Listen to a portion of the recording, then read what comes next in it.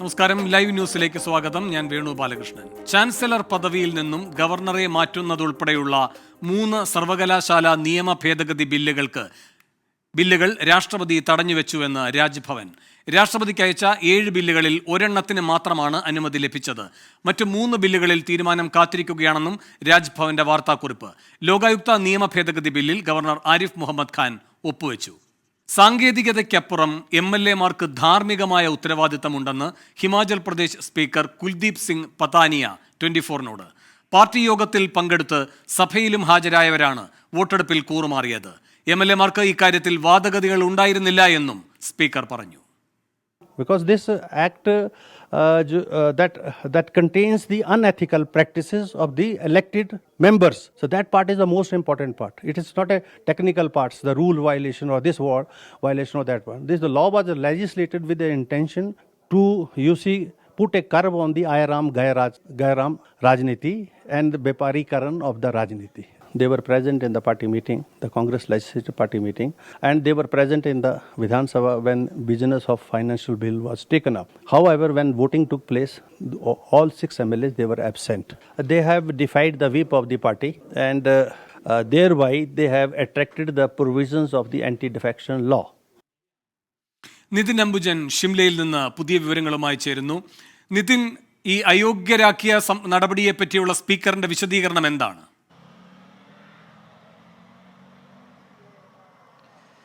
വേണു, ചട്ടങ്ങൾ അനുസരിച്ചാണ് ഈ MLA-മാരെ അയോഗ്യരാക്കിയതാണ് സ്പീക്കർ ഇപ്പോൾ 24-നോട് വ്യക്തമാക്കിയിരിക്കുന്നത്. പാർട്ടി യോഗത്തിലും അതോടൊപ്പം തന്നെ സഭയിലും വന്നു, പക്ഷേ വോട്ടെടുപ്പിൽ നിന്ന് വിട്ടുനിന്നു. മാത്രമല്ല, MLA-മാർക്ക് ധാർമ്മികമായ ഉത്തരവാദിത്തമുണ്ട്. അത് നിറവേറ്റാത്തതാണ് ഇത്തരത്തിലൊരു അയോഗ്യതയ്ക്ക് കാരണം. സാങ്കേതികത്തിനപ്പുറം ഒരു ധാർമ്മിക ഉത്തരവാദിത്തം MLA-മാർ പാലിച്ചില്ല. അതുകൊണ്ട് തന്നെ MLA-മാരുടെ ഒരു അധാർമികമായ നടപടിയാണ്. ഈ ഒരു സാഹചര്യത്തിൽ തന്നെയാണ് വിപ്പ് ലംഘിച്ചുള്ളത്.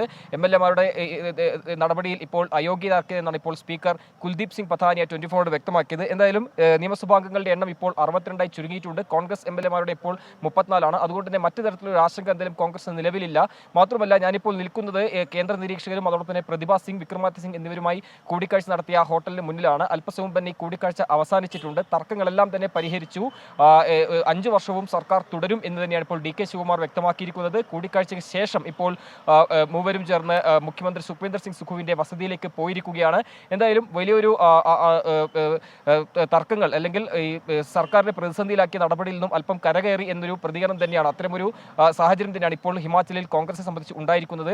നേരത്തെയെല്ലാം തന്നെ സർക്കാർ താഴെ വീഴുമോ എന്നൊരു ആശങ്ക കോൺഗ്രസ് നേതൃത്വത്തിലുണ്ടായിരുന്നു. അതിനുശേഷമാണ് 3 നിരീക്ഷകരെ ഇവിടെ എത്തിക്കുകയും പിന്നീട് എല്ലാ MLA-മാരുമായി ചർച്ചകൾ നടത്തുകയും ചെയ്തത്. ഇന്ന് 26 MLA-മാർ മുഖ്യമന്ത്രി സുഖ്വീന്ദർ സിംഗ് സുഖുവിന്റെ യോഗത്തിൽ പങ്കെടുത്തു. അപ്പോഴും വിക്രമാദിത്യ സിംഗ് അതിൽ നിന്ന് വിട്ടുനിന്നിരുന്നു. അതിനുശേഷമാണ് ഇപ്പോൾ വിക്രമാദിത്യ സിംഗും അതോടൊപ്പം തന്നെ പ്രതിഭ സിംഗും 3 നിരീക്ഷകരുമായി കൂടിക്കാഴ്ച നടത്തുകയും അതിനുശേഷം മുഖ്യമന്ത്രി വസതിയിലേക്കും പോയിരിക്കുന്നത്.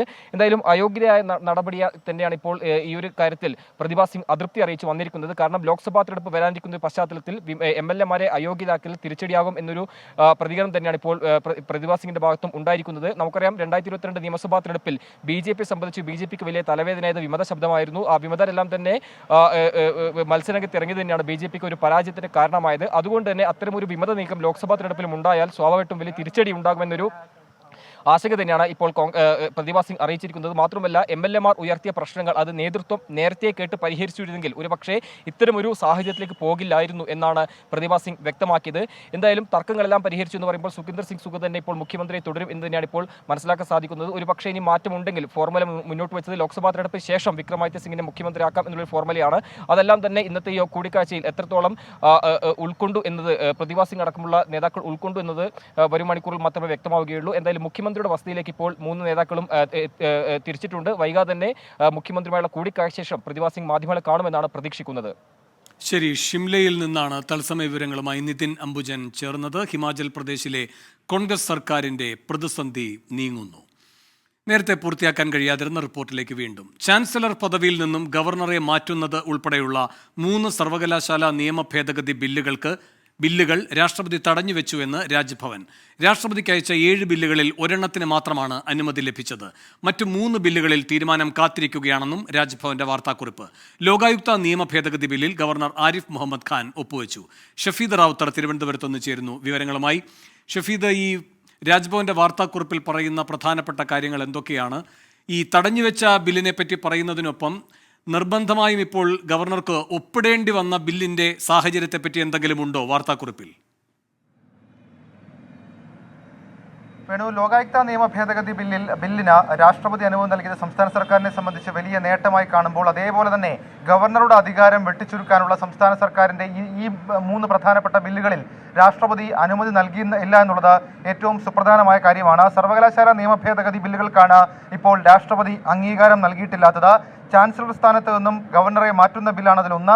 2, വൈസ് ചാൻസലർ നിയമനത്തിനായി സെർച്ച് കമ്മിറ്റി അംഗങ്ങളുടെ എണ്ണം വർദ്ധിപ്പിക്കുന്ന ബില്ലാണ്. മൂന്നാമത്തേത് സാങ്കേതിക സർവകലാശാല ഭേദഗതിയുമായി ബന്ധപ്പെട്ട അപ്പലേറ്റ് ട്രിബ്യൂണൽ രൂപീകരിക്കുന്നതുമായി ബന്ധപ്പെട്ട ബില്ലാണ്. ഈ 3 ബില്ലുകളിലും രാഷ്ട്രപതി അനുമതി നൽകിയിട്ടില്ല എന്നുള്ളത് ഗവർണറെ സംബന്ധിച്ച് ആശ്വാസകരമായ ഒരു കാര്യമാണ്. സർവകലാശാലകളിൽ ഗവർണറുടെ ഇടപെടലടക്കമുള്ള കാര്യങ്ങൾ നിയന്ത്രിക്കാൻ എന്ന വിമർശനം സംസ്ഥാന സർക്കാരിനെതിരെ ഉയർന്ന ബില്ലുകളായിരുന്നു ഇതടക്കമുള്ള കാര്യങ്ങളിൽ രാഷ്ട്രപതിയുടെ ഭാഗത്ത് നിന്ന് അനുമതിയില്ല എന്ന് രാജ്ഭവൻ തന്നെ ഔദ്യോഗികമായി അറിയിച്ചിട്ടുണ്ട്. എന്തായാലും അത് വളരെ നിർണായകമായ ഒരു തീരുമാനമായി തുടരുക തന്നെ ചെയ്യും. സർവകലാശാലകളിലടക്കം നമുക്കറിയാം ഈ സെർച്ച് കമ്മിറ്റി, അതേപോലെ തന്നെ VC നിയമനം അടക്കമുള്ള കാര്യങ്ങളുമായി ബന്ധപ്പെട്ട് ഗവർണർക്കെതിരെ പ്രമേയമടക്കമുള്ള കാര്യങ്ങൾ ഇങ്ങനെ പാസ്സാക്കുന്നതിനിടെയാണ് നിലവിൽ ഇപ്പോൾ ഗവർണർക്ക് അനുകൂലമായി ഇങ്ങനൊരു തീരുമാനം രാഷ്ട്രപതിയുടെ ഭാഗത്ത് നിന്ന് ഉണ്ടാകുന്നത്. അതേസമയം ലോകായുക്ത ഭേദഗതി നിയമ ബില്ലിൽ രാഷ്ട്രപതി അനുമതി നൽകിയതിന് പിന്നാലെ ഗവർണർ ആരിഫ് മുഹമ്മദ് ഖാൻ ഒപ്പുവെച്ചു എന്നുള്ള വാർത്തകൾ കൂടി രാജ്ഭവനിൽ നിന്ന് പുറത്തു വരുന്നുണ്ട്. വേണോ? ശരി, ഷഫീദ് റാവുത്തറാണ് തിരുവനന്തപുരത്ത് നിന്ന് വാർത്തയുടെ വിശദാംശങ്ങളുമായി ചേർന്നത്. പൂക്കോട് വെറ്ററിനറി കോളേജിലെ വിദ്യാർത്ഥി സിദ്ധാർത്ഥിന്റെ മരണത്തിൽ പ്രധാന പ്രതി പിടിയിൽ. ആക്രമണം ആസൂത്രണം ചെയ്ത അഖിലാണ് പിടിയിലായത് എന്നാണ് സൂചന. കൃത്യത്തിൽ നേരിട്ട് പങ്കെടുത്ത ആളാണ് പിടിയിലായതെന്നും അറസ്റ്റ് രേഖപ്പെടുത്തിയ ശേഷം പേര് വെളിപ്പെടുത്താമെന്നും DYSP TN സജീവ് പറഞ്ഞു. ഇന്ന് പിടിയിലിരിക്കുന്ന ഒരാളെ പാലക്കാട് നിന്ന് ഇതിനകത്തൊരു പ്രതിയെ കസ്റ്റഡിയിൽ എടുത്തിട്ടുണ്ട്. അയാളെ അറസ്റ്റ് ചെയ്യാനായിട്ടുള്ള അയാളെ ചോദ്യം ചെയ്തുകൊണ്ടിരിക്കുന്നേ ഉള്ളൂ. അയാൾ ഇതിനകത്ത് നേരിട്ട് പങ്കെടുത്തിട്ടുള്ള ഒരാൾ ആണെന്നാണ് നമുക്ക് കിട്ടിയ വിവരം. അതിനെപ്പറ്റി കൂടുതൽ വിവരങ്ങൾ മനസ്സിലാക്കുന്നേ ഉള്ളൂ. ഇപ്പോൾ നമ്മൾ ലിസ്റ്റിൽ ഉൾപ്പെട്ട ഒരു 11 പ്രതികളെയാണ് ഇനി കിട്ടാനുള്ളത്. സൂചനകൾ ഉണ്ട്, പല സൂചനകളും ഉണ്ട്. ലുക്കൌട്ട് നോട്ടീസിനുള്ള നടപടികൾ സ്വീകരിച്ചിട്ടുണ്ട്. അതൊരു ഹോസ്റ്റലാണ്. അപ്പോൾ ഹോസ്റ്റലിൽ പ്രത്യേകിച്ച് അവിടെ അന്തേവാസികളായ ആൾക്കാരാണ്. അവർ പ്രത്യേക വേറെ എവിടുന്ന് സംഘടിച്ച് വന്നൊന്നുമല്ല. അവിടെ ആ ഹോസ്റ്റലിൽ ഉണ്ടായിരുന്ന കുട്ടികൾ തന്നെയാണ്. സിദ്ധാർത്ഥ് മരിക്കുന്നതിന് മുൻപ് നേരിട്ടത് അതിക്രൂരമായ ശാരീരിക മാനസിക പീഡനം. ഹോസ്റ്റലിലെ ആൾക്കൂട്ട വിചാരണയ്ക്കും മണിക്കൂറുകൾ നീണ്ട മർദ്ദനത്തിനും ശേഷം സിദ്ധാർത്ഥിനെ മുറിയിൽ പൂട്ടിയിട്ട് നിരീക്ഷിച്ചു എന്നാണ് പ്രതികളുടെ മൊഴി. വിവരങ്ങളുമായി അരുൺ പാറയ്ക്കൽ ചേരുന്നു വയനാട്ടിൽ നിന്ന്. അരുൺ, ആദ്യമായി ഈ DYSP എന്തൊക്കെ കാര്യങ്ങളാണ് ഈ അന്വേഷണ പുരോഗതിയുമായി ബന്ധപ്പെട്ട് പറഞ്ഞത്? ഒരു ഘട്ടത്തിൽ അദ്ദേഹം പറയുന്നുണ്ടായിരുന്നു ആ ക്യാമ്പസിൽ SFI ആണ് ഏറ്റവും പ്രബലമായ വിദ്യാർത്ഥി സംഘടന. പക്ഷേ ഈ കാര്യത്തിൽ ഉള്ള SFI ബന്ധത്തെപ്പറ്റി ആവർത്തിച്ച് ചോദിക്കുമ്പോഴും അതിൽ മറുപടി പറയാൻ DYSPക്ക് ഇത്ര വിമുഖത എന്താണ്?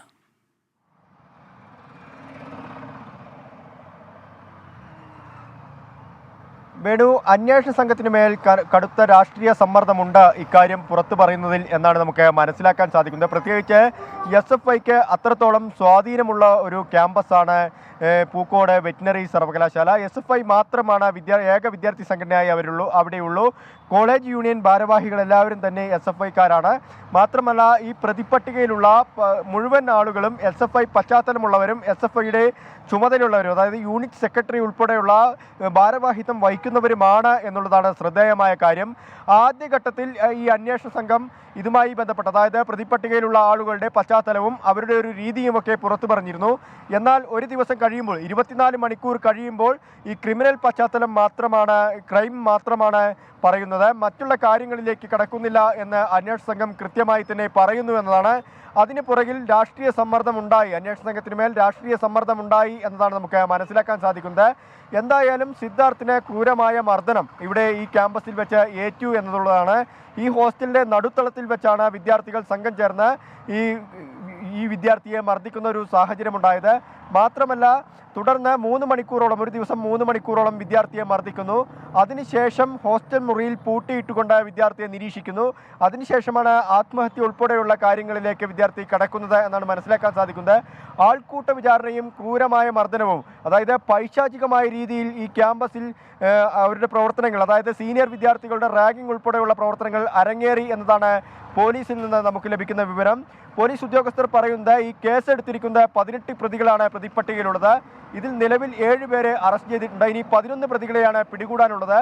പോലീസ് ഉദ്യോഗസ്ഥർ പറയുന്നതനുസരിച്ച് ക്രിമിനൽ ഗൂഢാലോചന ഈ കേസിൽ നടന്നോ എന്നത് പോലീസ് അന്വേഷിച്ചു വരുന്നു.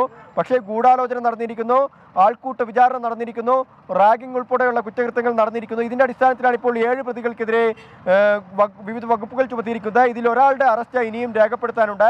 6 പേരുടെ അറസ്റ്റാണ് ഇന്നലെ രേഖപ്പെടുത്തിയത്. ഇന്ന് പ്രതിപട്ടികയിൽ പ്രധാന പങ്ക് ഉണ്ടെന്ന് കരുതുന്ന അഖിൽ എന്ന വിദ്യാർത്ഥിയാണ് പാലക്കാട് നിന്ന് കസ്റ്റഡിയിലെത്തിയിരിക്കുന്നത്. ഇപ്പോഴും നിലവിൽ അറസ്റ്റ് രേഖപ്പെടുത്തിയിട്ടില്ല എന്നാണ് പോലീസ് വൃത്തങ്ങൾ സൂചിപ്പിക്കുന്നത്. ഈ പ്രതിയെ ചോദ്യം ചെയ്തു വരികയാണ്. പ്രതിക്ക് നേരിട്ട് പങ്കുണ്ടെന്നും അറിയുന്നുണ്ട് വേണു. ശരി, പൂക്കോട്ട് സിദ്ധാർത്ഥിന്റെ മരണത്തിൽ പ്രധാന പ്രതി ഇപ്പോൾ പിടിയിലായിരിക്കുന്നു. അതടക്കമുള്ള വിശദാംശങ്ങളാണ് അരുൺ പാറയ്ക്കൽ വയനാട്ടിൽ നിന്നും നൽകിയത്. ലോക്സഭാ തെരഞ്ഞെടുപ്പിൽ രാഹുൽ ഗാന്ധിയും കെ സുധാകരനും ഉൾപ്പെടെ സിറ്റിംഗ് MP-മാരുടെ പട്ടിക AICC സ്ക്രീനിംഗ് കമ്മിറ്റിക്ക് കൈമാറി KPCC. ആലപ്പുഴയിൽ ആരുടെയും പേര് നിർദ്ദേശിച്ചിട്ടില്ല. മറ്റുള്ള മണ്ഡലങ്ങളിൽ ഒറ്റ പേര് മാത്രമേ നിർദ്ദേശിച്ചിട്ടുള്ളൂ. വയനാട്, കണ്ണൂർ മണ്ഡലങ്ങളിൽ സ്ഥാനാർത്ഥി മാറ്റം വേണമോ എന്ന കാര്യം കേന്ദ്ര സ്ക്രീനിംഗ് കമ്മിറ്റി തീരുമാനിക്കട്ടെ എന്നാണ് സംസ്ഥാന നേതൃത്വത്തിന്റെ നിലപാട്. സലിം മാലിക് തിരുവനന്തപുരത്ത് നിന്ന് ചേരുന്നു കൂടുതൽ വിവരങ്ങളുമായി. സലിം, ഏത് രൂപത്തിലുള്ളൊരു പട്ടിക കേന്ദ്ര സ്ക്രീനിംഗ് കമ്മിറ്റിക്ക് നൽകുന്നു? എന്താണ് ഇനി പ്രതീക്ഷിക്കേണ്ടത്? രാഹുലിന്റെ അടക്കം പേരുകളിൽ മാറ്റമുണ്ടാകുമോ? വേണു, സംസ്ഥാന സ്ക്രീനിംഗ് കമ്മിറ്റിക്ക് ശേഷം ഇവിടെ നിന്നും അയച്ചിരിക്കുന്ന പട്ടികയിൽ, അതായത് 16 സീറ്റുകൾ, കോൺഗ്രസ് മത്സരിക്കുന്ന 16 സീറ്റുകളിൽ 15ഇടത്തും സിറ്റിംഗ് MP-മാരെ തന്നെ നിർത്തുക എന്നുള്ളൊരു തീരുമാനത്തിലേക്ക്, ഒറ്റ പേരിലേക്ക് ചുരുക്കിക്കൊണ്ടാണ് ഈ സ്ക്രീനിംഗ് കമ്മിറ്റി പട്ടിക അയച്ചിരിക്കുന്നത്. പക്ഷേ അതിനിടയിൽ പോലും രൂക്ഷമായ തർക്കങ്ങൾ ഇന്ന് നടന്ന സ്ക്രീനിംഗ് കമ്മിറ്റിയിലുണ്ടായി. അത് കെ സുധാകരനുമായി ബന്ധപ്പെട്ടായിരുന്നു പ്രധാനമായും. കണ്ണൂരിൽ മത്സരിക്കാനില്ലെന്നൊരു കടുത്ത നിലപാട് കെ സുധാകരൻ സ്വീകരിച്ചിരുന്നു. പകരം കെ ജയന്തിൻ്റെ പേര് നിർദ്ദേശിക്കുകയും ചെയ്തു. എന്നാൽ കരുത്തൻ തന്നെ മത്സരിക്കണമെന്നൊരു ഉറച്ച നിലപാടിൻ്റെ കൂടി പേരിലാണ് കെ സുധാകരൻ അതിൽ വഴങ്ങിയത്. എന്നാൽ അത് പൂർണ്ണ മനസ്സോടുകൂടി വഴങ്ങുന്നൊരു സാഹചര്യം ഇപ്പോഴും ഉണ്ടായിട്ടില്ല. അതുകൊണ്ട് ഈ ഒറ്റ പേര്, കെ സുധാകരൻ എന്ന പേര് മാത്രം കണ്ണൂരിൽ സമർപ്പിച്ചപ്പോൾ തന്നെ അത് മാറാനുള്ള സാധ്യത ഇപ്പോഴും നിലനിൽക്കുന്നുണ്ട്. അതിന് കേന്ദ്ര സ്ക്രീനിംഗ് കമ്മിറ്റി കൂടിയാലോചിച്ച് തീരുമാനത്തിന് ശേഷമാകും അക്കാര്യത്തിൽ തീരുമാനമുണ്ടാവുക. എങ്കിലും കെ സുധാകരൻ തന്നെ കണ്ണൂരിലേക്ക് എത്തും എന്നൊരു നില ഇപ്പോൾ വന്നിട്ടുണ്ട്. മാത്രമല്ല വയനാട്ടിലും ഒരു ആശങ്കയുണ്ടായിരുന്നു. വയനാട്ടിൽ രാഹുൽ ഗാന്ധി മത്സരിക്കാനില്ല എന്നൊരു നിലപാട് അങ്ങനെ വരികയാണെങ്കിൽ പകരം ആര് എന്നുള്ളൊരു ചോദ്യം ഉണ്ടായിരുന്നു. പക്ഷേ സ്ക്രീനിംഗ് കമ്മിറ്റിക്ക് മുൻപിൽ വയനാട്ടിൽ രാഹുൽ ഗാന്ധി എന്ന ഒറ്റ പേര് മാത്രമേ ഉണ്ടായുള്ളൂ. സിറ്റിംഗ് MP-മാരുടെ പല മണ്ഡലങ്ങളിലും ഒറ്റ പേര് എന്ന നിലയിലേക്ക് നിൽക്കുമ്പോൾ പത്തനംതിട്ട, മാവേലിക്കര എന്നീ സ്ഥലങ്ങളിൽ 2 പേരുകൾ സ്ക്രീനിംഗ് കമ്മിറ്റിയിൽ ഉയർന്നു വന്നു. കേന്ദ്ര സ്ക്രീനിംഗ് കമ്മിറ്റിയിലേക്ക് ഒറ്റ പേരാണ് അയച്ചതെങ്കിൽ പോലും മാവേലിക്കരയിൽ VP സജീന്ദ്രന്റെ പേര് കൂടി കൊടിക്കുന്നിൽ സുരേഷിനൊപ്പം തന്നെ അയക്കാമെന്ന് ആദ്യം സംസാരമായതാണ്. അതിനുശേഷം പിന്നീട് കൊടിക്കുന്നിൽ സുരേഷിലേക്ക് മാത്രം ചുരുങ്ങി. അതുപോലെ തന്നെ ആന്റോ ആന്റണിക്കൊപ്പം തന്നെ അബിൻ വർക്കിയുടെ കൂടി പേര് പത്തനംതിട്ടയിൽ നിന്നുകൂടി അയക്കാമെന്നുള്ളൊരു നിലയിലേക്ക് എത്തിയിരുന്നു. പക്ഷേ ആന്റോ ആന്റണിയുടെ പേര് മാത്രമാണ് അയച്ചിരിക്കുന്നത്. അതേസമയം ഇപ്പോഴും തീരുമാനമാകാത്തത് ആലപ്പുഴയിലേതാണ്. ആലപ്പുഴയിൽ ആരുടെയും പേര് നിർദ്ദേശിച്ചിട്ടില്ല. KC വേണുഗോപാൽ അവിടെ മത്സരിക്കാൻ എത്തുന്നില്ലെങ്കിൽ, വയനാട്ടിൽ രാഹുൽ ഗാന്ധി കൂടി മത്സരിക്കുന്ന ഒരു സാഹചര്യം ഉണ്ടെങ്കിൽ ഒരു മുസ്ലിം സ്ഥാനാർത്ഥിയെ പരിഗണിക്കണം എന്നൊരു നിലപാട് അവിടേക്കുണ്ട്. AA ഷുക്കൂറിൻ്റെത് ഉൾപ്പെടെയുള്ള പേരുകളാണ് ആലപ്പുഴയിൽ. ശരി, സിറ്റിംഗ് MP-മാരുടെ പട്ടികയിൽ മാറ്റമൊന്നുമില്ലാതെ അതേ മണ്ഡലങ്ങൾ തന്നെ നിർദ്ദേശിച്ച് KPCC സ്ക്രീനിംഗ് കമ്മിറ്റി കേന്ദ്രത്തിന് ലിസ്റ്റ് നൽകിയിരിക്കുകയാണ്. സലിം മാലിക്കാണ് തിരുവനന്തപുരത്ത് നിന്ന് വിവരങ്ങളുമായി ചേർന്നത്. പെൻഷൻ വിതരണവും മാസപ്പടി വിവാദവും ലോക്സഭാ തെരഞ്ഞെടുപ്പിൽ LDF-നെ ബാധിക്കില്ലെന്ന് CPIM സംസ്ഥാന സെക്രട്ടറി MV ഗോവിന്ദൻ. മോദി കേരളത്തിൽ സ്ഥിരതാമസമാക്കിയാലും BJPക്ക് ജയിക്കാനാകില്ല. രാഹുൽ ഗാന്ധി BJP ശക്തി കേന്ദ്രത്തിൽ മത്സരിക്കണം. സമസ്ത ഉൾപ്പെടെ ന്യൂനപക്ഷ വിഭാഗം വസ്തുത മനസ്സിലാക്കിയാണ് പ്രതികരിക്കുന്നത് എന്നും 24 ആൻസർ പ്ലീസ് പരിപാടിയിൽ MV ഗോവിന്ദൻ പറഞ്ഞു. ഈ പെൻഷൻ മുടങ്ങിയത് പ്രതിപക്ഷവും BJPയും സർക്കാരിനെതിരെ ഒരു പ്രധാന ആയുധമാക്കിയാൽ അത് തെരഞ്ഞെടുപ്പിനെ ബാധിക്കും. ആയുധമെല്ലാം മുനയില്ലാത്ത ആയുധമായിരിക്കും. കാരണം ജനങ്ങളുടെ മനസ്സിൽ കൃത്യമായിട്ടുള്ള ഉത്തരവുണ്ട്. എന്തുകൊണ്ടാണ് ഇത് മുടങ്ങുന്നത്, എന്തുകൊണ്ടാണ് കൊടുക്കാനാവാത്തത്, എന്തുകൊണ്ടാണ് വികസന പ്രവർത്തനത്തിന് ചിലവാക്കേണ്ടുന്ന ഈ ലക്ഷക്കണക്കിന് കോടി ഉറുപ്പിക ഞങ്ങൾക്ക് തരാതിരുന്നത് എന്തുകൊണ്ടാണ് എന്നുള്ള കൃത്യമായ ധാരണയുള്ളവരാണ് കേരളത്തിലെ ജനങ്ങൾ. ദീപക് ധർമ്മടം കോഴിക്കോടും ചേരുന്നു കൂടുതൽ വിവരങ്ങളുമായി. ദീപക്, എന്തൊക്കെയാണ് MV ഗോവിന്ദൻ പറയുന്ന പ്രധാനപ്പെട്ട വിമർശനങ്ങൾ? എന്തൊക്കെയാണ് അദ്ദേഹം പങ്കുവെക്കുന്ന പ്രതീക്ഷ? വേണു ബാലകൃഷ്ണൻ, ഒന്ന് പതിവിൽ കവിഞ്ഞ ആത്മവിശ്വാസമാണ് CPIM സംസ്ഥാന സെക്രട്ടറി ഈ ലോക്സഭാ തെരഞ്ഞെടുപ്പിൽ ആദ്യഘട്ടത്തിൽ, അതായത് സ്ഥാനാർത്ഥി പട്ടിക പുറത്തിറങ്ങിയതിന് ശേഷമുള്ള ആദ്യ അഭിമുഖമായിരുന്നു 24-ന്റെ ആൻസർ പ്ലീസ് അതിൽ അദ്ദേഹം പ്രകടിപ്പിക്കുന്നത്. മറ്റൊരു പ്രധാനപ്പെട്ട കാര്യം, കേരളത്തിൽ BJP നിലംതൊടില്ല, അതായത് അക്കൗണ്ട് തുറക്കില്ല, പ്രധാനമന്ത്രി ഇവിടെ സ്ഥിരതാമസമാക്കിയാലും, അതായത് എൻ്റെ ചോദ്യം, പ്രധാനമന്ത്രി നിരന്തരം സന്ദർശനം നടത്തുമ്പോൾ സ്വാഭാവികമായും BJPക്ക് പ്രതീക്ഷയ്ക്ക് വകയുണ്ടോ എന്നായിരുന്നു. എന്നാൽ അത്തരത്തിൽ ഒരു അക്കൗണ്ട് തുറക്കലും ഉണ്ടാകില്ല എന്ന് ആവർത്തിച്ചു പറയുന്നു. എന്നാൽ ഇതിനേക്കാൾ അപ്പുറത്തേക്കുള്ള ഏറ്റവും പ്രധാനപ്പെട്ട കാര്യം, നിലവിൽ സംസ്ഥാന സർക്കാരിനെതിരെ ആരോപണമായി അല്ലെങ്കിൽ ജനങ്ങളുടെ പ്രതിഷേധമായി ഉയരുന്ന രണ്ടു കാര്യങ്ങളിൽ, ഒന്ന് മാവേലി സ്റ്റോറിന്റെ റാക്കുകൾ കാലി, പെൻഷൻ കുടിശ്ശിക നീളുന്നു, ഈ കാര്യങ്ങൾ, ഒപ്പം തന്നെ മുഖ്യമന്ത്രിക്കും മുഖ്യമന്ത്രിയുടെ കുടുംബത്തിനുമെതിരെയുള്ള ആരോപണം, ഇതൊന്നും തന്നെ ലോക്സഭാ തെരഞ്ഞെടുപ്പിനെ ഒരു തരത്തിലും ബാധിക്കില്ല എന്നാണ് ആത്മവിശ്വാസത്തോടെയുള്ള MV ഗോവിന്ദൻ മാസ്റ്ററുടെ പ്രതികരണം. അതുപോലെ സമസ്ത ഉൾപ്പെടെയുള്ള മുസ്ലിം സംഘടനകൾ, ന്യൂനപക്ഷ സംഘടനകൾ കൃത്യമായി യാഥാർത്ഥ്യബോധത്തോടെ തീരുമാനമെടുക്കുന്നു എന്ന് പറയുന്നു. പൊന്നാനിയിലെ ലീഗ് വിട്ടുവന്ന സ്ഥാനാർത്ഥിക്ക് പാർട്ടി ചിഹ്നം നൽകിയത് ഉൾപ്പെടെയുള്ള കാര്യം ചില നിലപാടിന്റെ ഭാഗമാണെന്ന് കൂടി ഗോവിന്ദൻ മാസ്റ്റർ പറഞ്ഞു വെച്ചു. വേണുബാലകൃഷ്ണൻ. ശരി, MV ഗോവിന്ദനുമായുള്ള ദീപക് ധർമ്മടത്തിന്റെ അഭിമുഖത്തിന്റെ പൂർണ്ണരൂപം 3:30 കാണാം. ലോക്സഭാ തെരഞ്ഞെടുപ്പിന് BJPയുടെ ആദ്യഘട്ട സ്ഥാനാർത്ഥി പട്ടിക ഇന്ന് പുറത്തിറങ്ങും. വൈകിട്ട് ഡൽഹി BJP ആസ്ഥാനത്ത് ചേരുന്ന കേന്ദ്ര തെരഞ്ഞെടുപ്പ് സമിതി യോഗം സ്ഥാനാർത്ഥികളുടെ കാര്യത്തിൽ അന്തിമ തീരുമാനമെടുക്കും. നരേന്ദ്രമോദി, അമിത്ഷാ, രാജ്നാഥ് സിംഗ് തുടങ്ങി 100ഓളം പേരുടെ പട്ടികയായിരിക്കും ആദ്യഘട്ടത്തിൽ പ്രസിദ്ധീകരിക്കുക. ബോളിവുഡ് താരങ്ങളായ അക്ഷയ് കുമാർ, കങ്കണ റണൌട്ട്, ക്രിക്കറ്റ് താരം യുവരാജ് സിംഗ് തുടങ്ങിയവർ സ്ഥാനാർത്ഥികളായേക്കും എന്ന് സൂചനയുണ്ട്. പ്രധാനമന്ത്രി നരേന്ദ്രമോദി ദക്ഷിണേന്ത്യയിൽ നിന്നും മത്സരിക്കുമോ എന്ന കാര്യത്തിലും തീരുമാനം ഇന്നറിയാം. കേരളത്തിലെ 8 സ്ഥാനാർത്ഥികളെയും ഇന്ന് പ്രഖ്യാപിച്ചേക്കും. ഇതോടെ ലൈവ് ന്യൂസ് പൂർണ്ണമാകുന്നു. ഇനി MV ഗോവിന്ദനുമായുള്ള അഭിമുഖ പരിപാടി കാണാം. Answer please.